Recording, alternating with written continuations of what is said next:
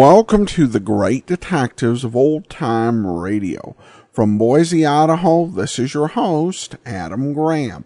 If you have a comment, email it to me, box13@greatdetectives.net.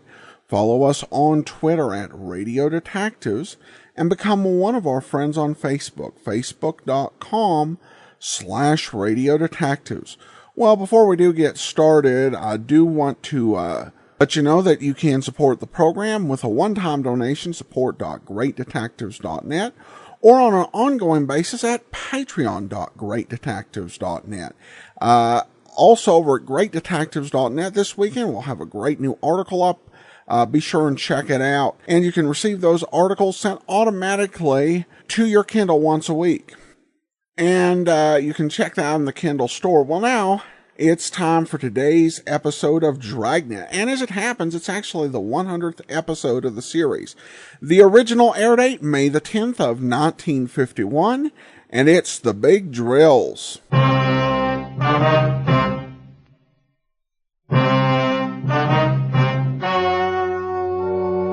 story you are about to hear is true. Only the names have been changed to protect the innocent.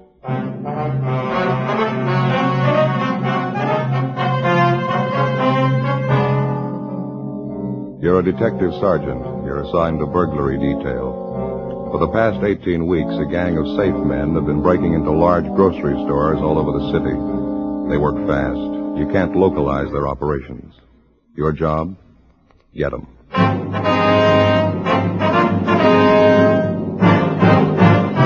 Dragnet, the documented drama of an actual crime.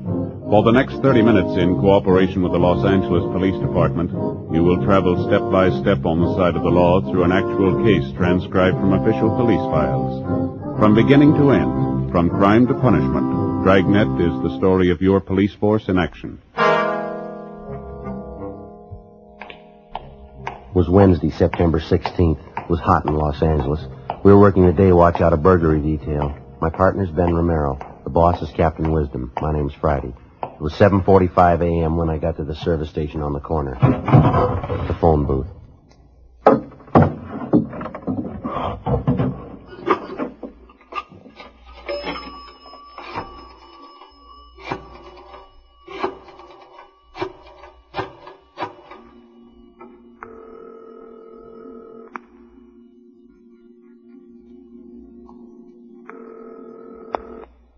City Hall. 2524, please. 2524.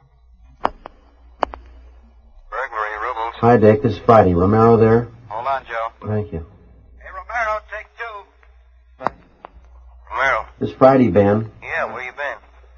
Well, my car again. Something's wrong with that distributor. I'm going to leave it at the service station. I'll grab a streetcar down, huh? They hit again, Joe. This one makes 37 job. Where at this time? Wilson Brothers Market, Melrose and Green. Drilled the safe and walked out with $462. Well, our stakeouts are doing a lot of good, aren't they? I'm worn out from last night. I didn't get any sleep either. Just had time to go home and brush my teeth when this thing broke. Okay. You said Melrose and Green? Yeah, that's right. I won't wait for you. I'll go right on out there. Okay. Armstrong and Rubel just left. Right. I can get over there as fast as I can. Old man was down here bright and early. Things are jumping. Okay. I'll see you later, huh? Oh, Joe, just a minute. Yeah. Skipper just came in. Who you got on the other end there? Friday. You on your way to Melrose and Green? That's right. When you get back, I want to see you two in my office. Right. I guess you heard it. Yeah, I did. Guess you could tell from the tone of his voice. Yeah. Sounds a little upset. How's he look? Same way. For 18 weeks, Ben and I had been assigned to this same case.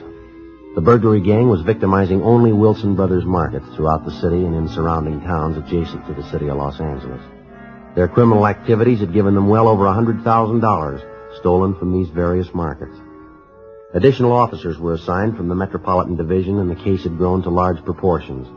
It was 12 minutes past 8 when I arrived at Melrose and Green Streets, the latest Wilson market to be victimized. Same thing, Joe, just like all the rest. Yeah. The crime lab find anything? Been here and gone. They found a few particles of cloth, probably from the guy's gloves, some metal shavings for spectrographical analysis. Same as on all the other jobs. Well, how'd they gain entry? Same way, around front. Looks like a tire iron. Pried the door open. How about the burglar alarm? No problem. There's a ladder. Climb up and take a look. Yeah.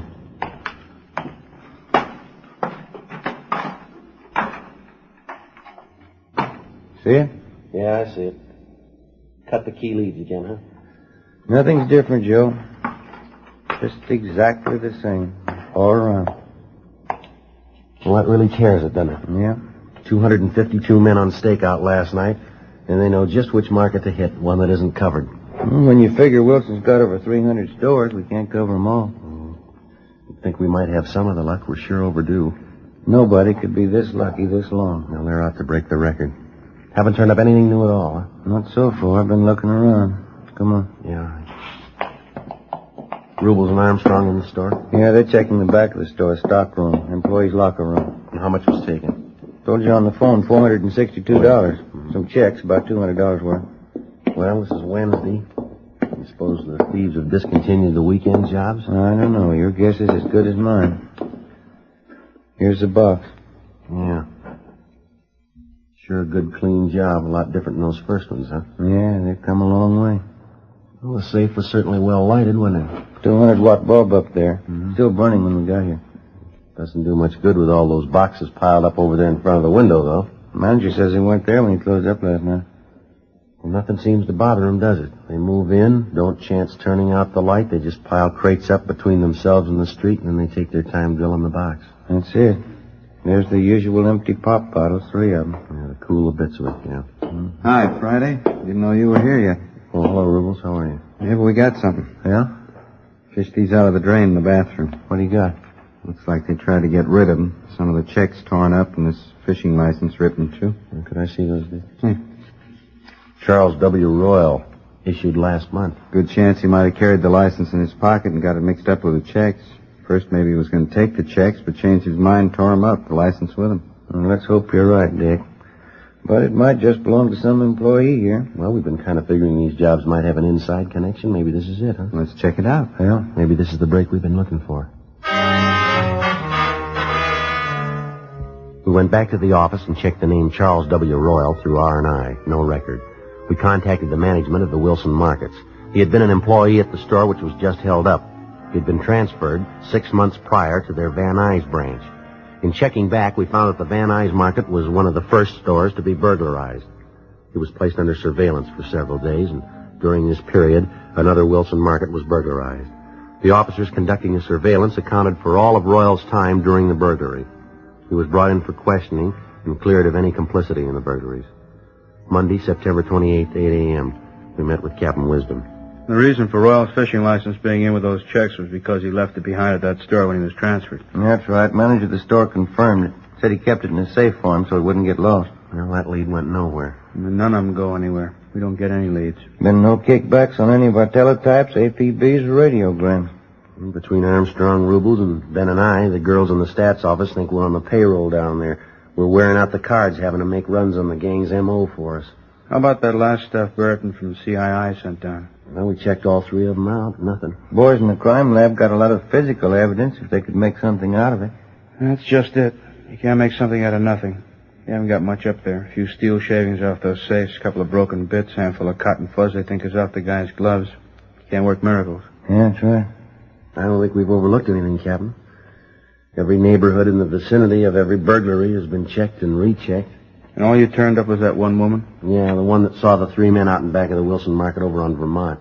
She thought they worked there. Didn't know she'd witnessed a burglary when we told her. Mm-hmm.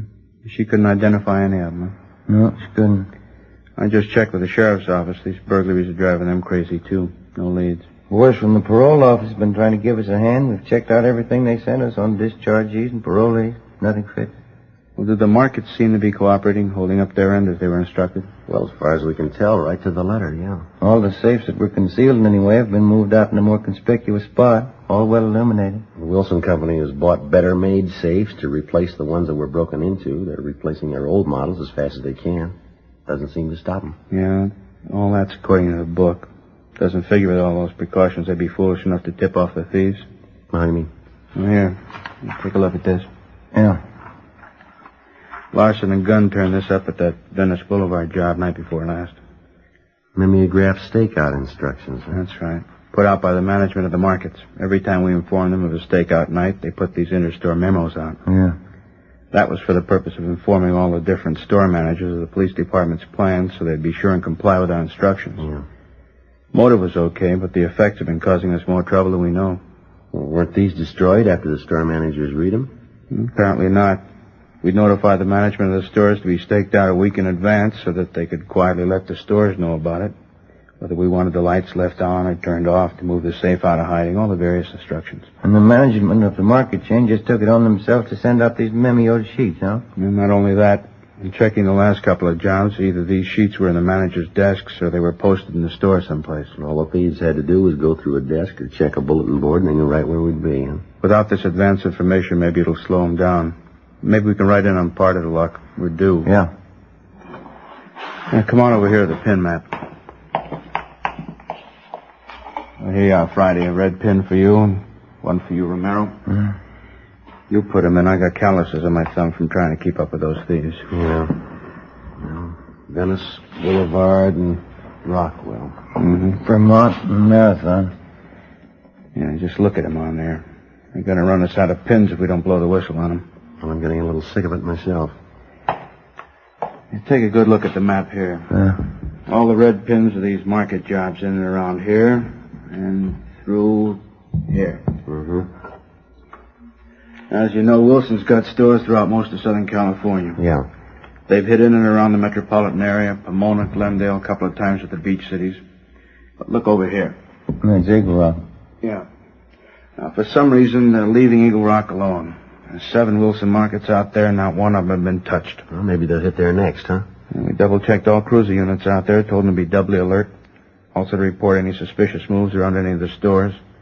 I want to report on any and all cars driving below normal speeds anywhere near those markets. Anything even remotely out of line. There's 7 stores in and around that area. Excuse me. Burglary, Wisdom. A highball. Who's that? They did? Colorado and Bryce.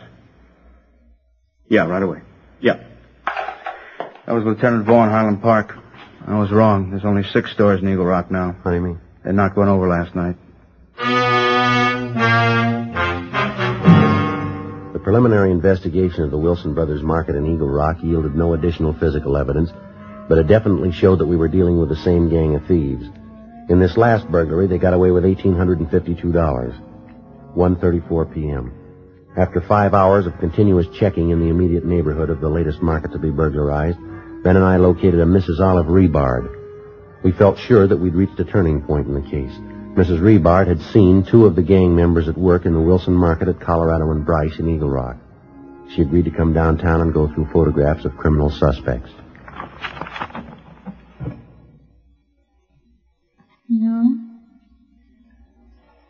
No. Not any of these. Let's try the next 2 pages. Certainly are a lot of them, aren't there? Yes, ma'am. There's still a lot more to go here. I see it. No. No, none of these. Well, that finishes this book. How many does that make that we've been through? I believe this one makes 15. Just looking at all those faces makes you wonder, are there any honest people? Well, these books represent an accumulation of many years, you understand. You keep pictures of everybody ever been in prison? Well, within our jurisdiction, yes, and a great many more besides. I see. Ben, how about that Folsom book up there for 45 and 46? All right. I'll put this one back. Fine. 46, yeah, that's it. All right, here we are. You ready, Mrs. Rebard? All right.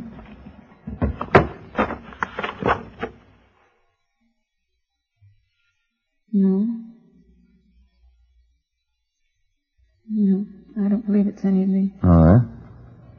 Turn the next page there. Now, how about these? No. This one, no.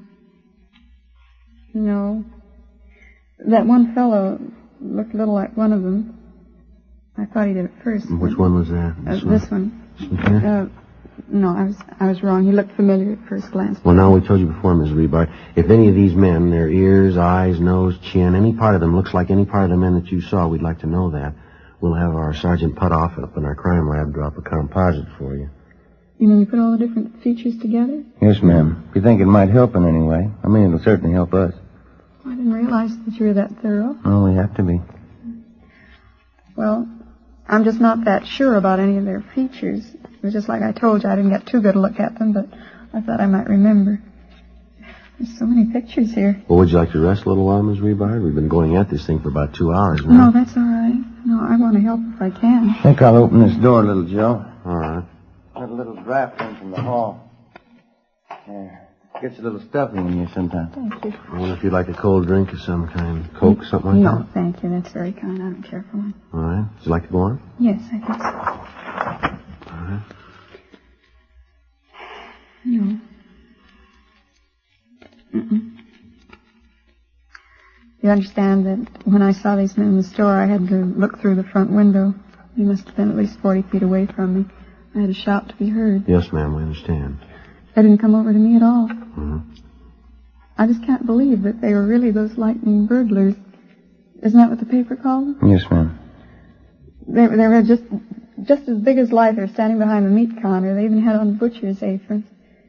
Still hard to believe, because they didn't act like burglars at all. Sometimes they don't. Well, the only thing that struck me funny was that anybody be working there on a Sunday. I've seen men in there before. It just didn't seem right that they'd be working there. I wanted to get in to pick up a box of starch. They told me to come back Monday morning when they were open. Well, if you could have seen over the counter from where you were standing, you would have seen the floor safe right there in the meat department. They were trying to open it. Never would have known it. You sure you people couldn't have made a mistake, Bob? No, ma'am, I don't think so. We've checked there, and there was no authorized employees in that store yesterday morning. That's so. Well, must have been them then. Yeah, we're pretty sure it was. Here, Let me help you there, Mrs. Rebard. These pages are stuck together. Thank you. There. There you are.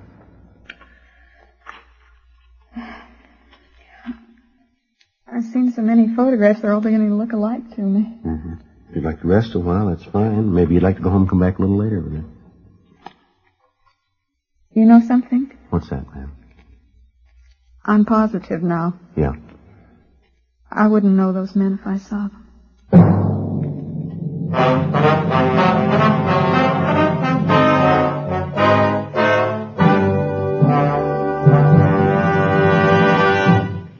You are listening to Dragnet. From beginning to end, Dragnet is the authentic story of your police force in action.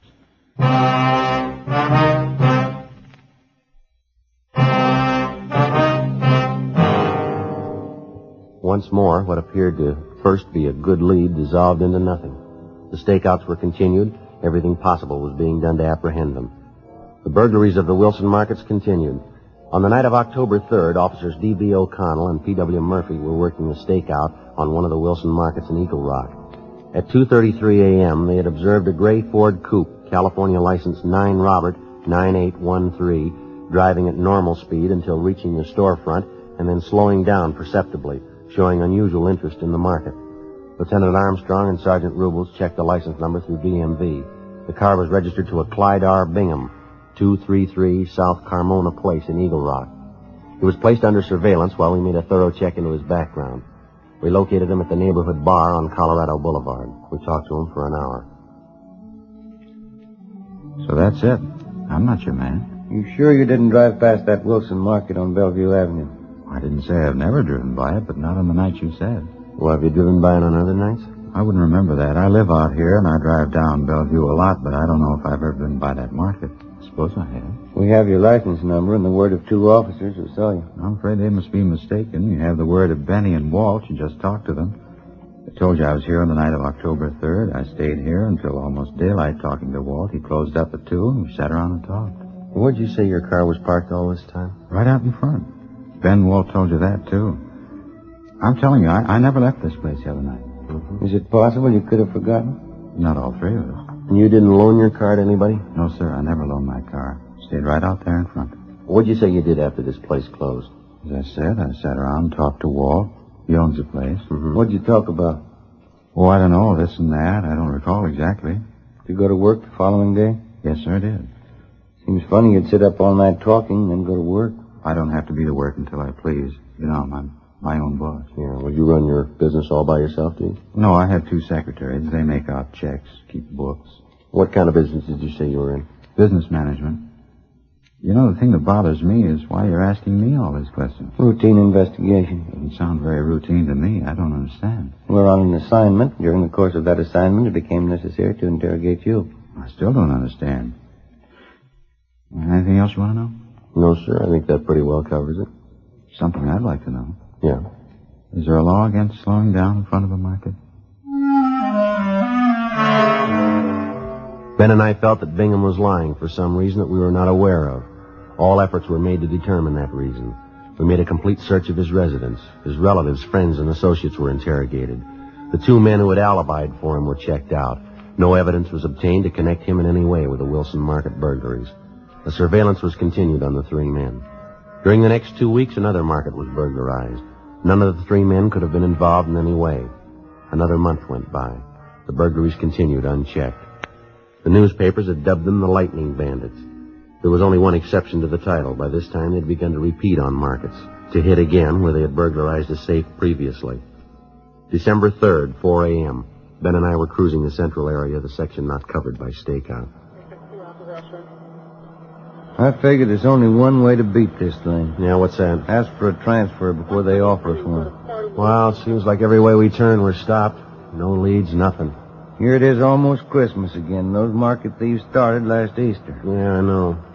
Well, we got everything covered again tonight as best we can. We could just keep all the markets covered at one time. Well, that's been done a couple of times, you know that. Yeah, I know that, but keep them covered all the time till we get to them. If we had the manpower, we could do it. Yeah. You want to swing in close to the curb? Here's another market. Yeah. You see anything? No, nothing on this side. I can't see the safe in there, can you? No. Those vegetable counters are partially blocking it. Lights on, though. Mm-hmm. Yeah, this side's clear, too. Rear of the store backs up against that other building, doesn't it? Yeah, only a front and side entrance. You swing around again. Will you make a U? You see something? No, I'm not sure. Just pull back up in front again, huh? Right. Okay, this is fine. You want to kill your engine? Mm-hmm. You hear that? I'm not sure. Come on.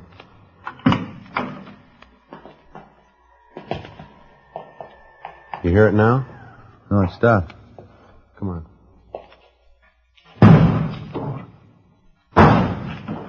They're throwing vegetables at that front window. They're trying to draw our attention here. Now, you cover the side. I'll try to force them to you. Right, there's the news rack. Right, I see it.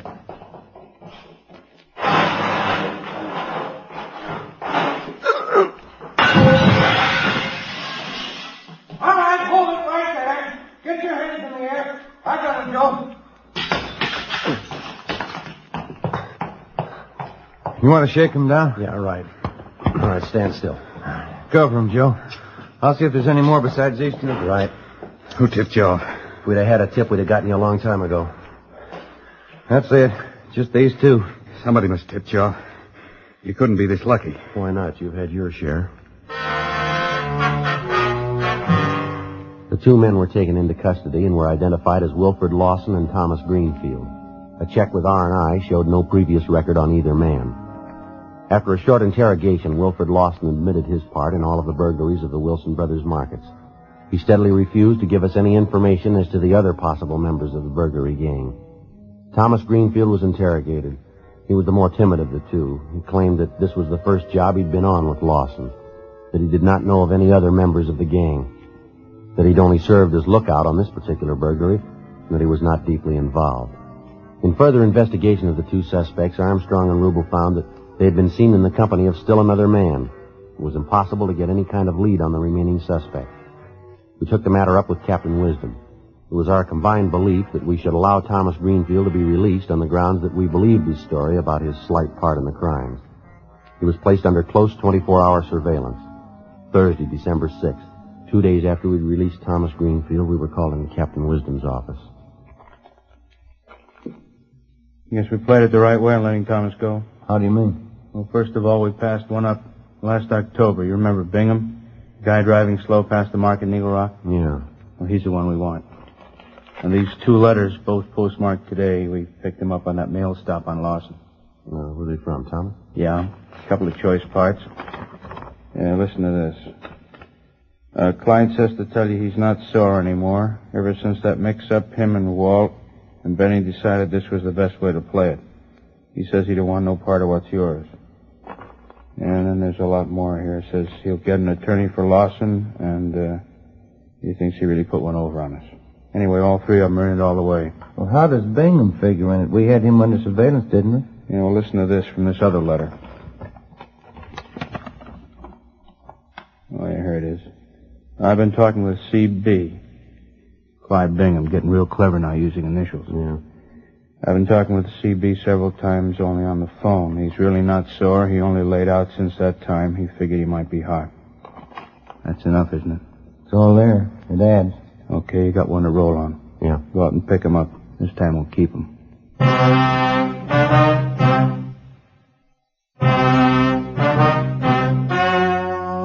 The story you have just heard was true. Only the names were changed to protect the innocent. On March 22nd, trial was held in Superior Court, Department 88, City and County of Los Angeles, State of California. In a moment, the results of that trial.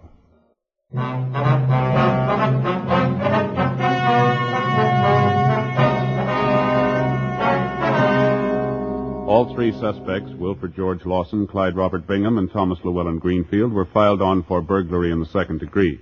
Wilford G. Lawson was filed on for 12 counts, Clyde R. Bingham for 6 counts, Thomas L. Greenfield for 3 counts, sentences to run consecutively. They are now serving their time in the state penitentiary. In view of the fact that the authorities were unable to prove the defendants were armed at the time of the burglaries and the stores were not inhabited, they could only be filed on for burglary in the second degree. Second-degree burglary is punishable by a term of not less than 1 nor more than 15 years. Ladies and gentlemen, we wish to gratefully acknowledge the Michael Award presented by the Academy of Radio and Television Arts and Sciences. The Academy voted Dragnet the finest program of its kind. It is with deep humility that Dragnet accepts this citation, the highest award bestowed by the radio and television industries.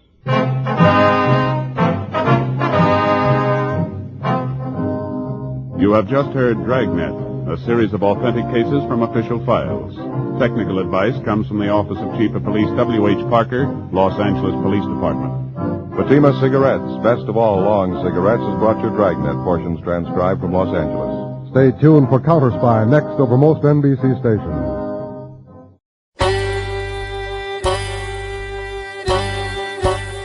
Hi, this is Andrew from OTRWesterns.com. I wanted to invite you to come take a look at our site. We stream live OTR Westerns 24 hours a day, 7 days a week, along with putting out podcasts of old-time radio westerns. Check us out at OTRWesterns.com. You're listening to The Great Detectives of Old-Time Radio with Adam Graham. Now let's get back into the show.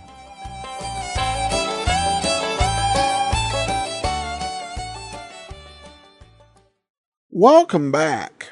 Well, an interesting case, kind of showing Murphy's Law applied to detective work, and just the number of things that can go wrong in the stalled leads. And of course, you get the end of the episode where the crooks are complaining about how lucky the police were to finally catch them after 8 months.